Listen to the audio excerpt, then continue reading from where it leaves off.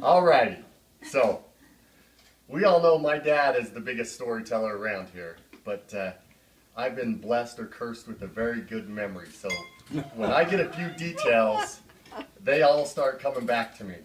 Yeah. So I have lots of stories I could share, but I thought I'd share two that come to mind.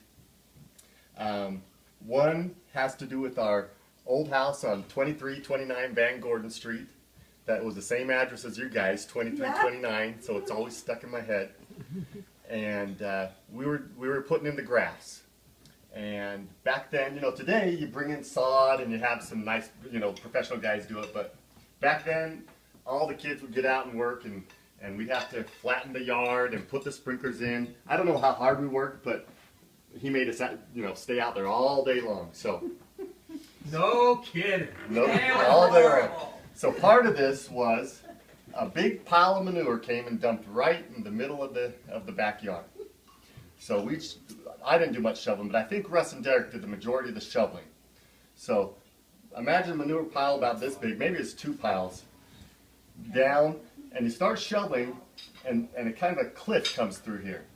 And I think I might have dragged Kate or Jared into this, but that cliff, they'd start digging inward a little bit, and it started kind of looking like a cave. So we thought, let's start building a cave in this manure. So we went pretty deep into it.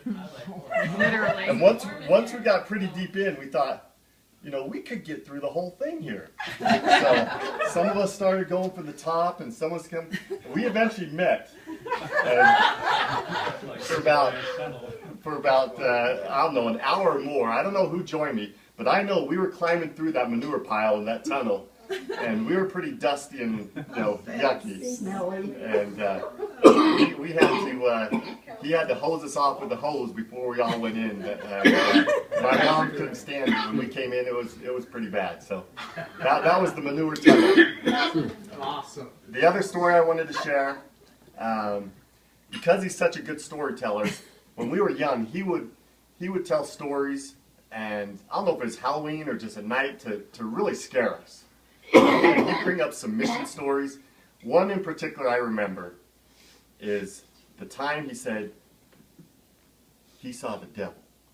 And he said, me and my companion were riding down a steep hill about 30 miles per hour, and this car comes up right next to us, and it's veering all over, and we think it's going to run us off the road.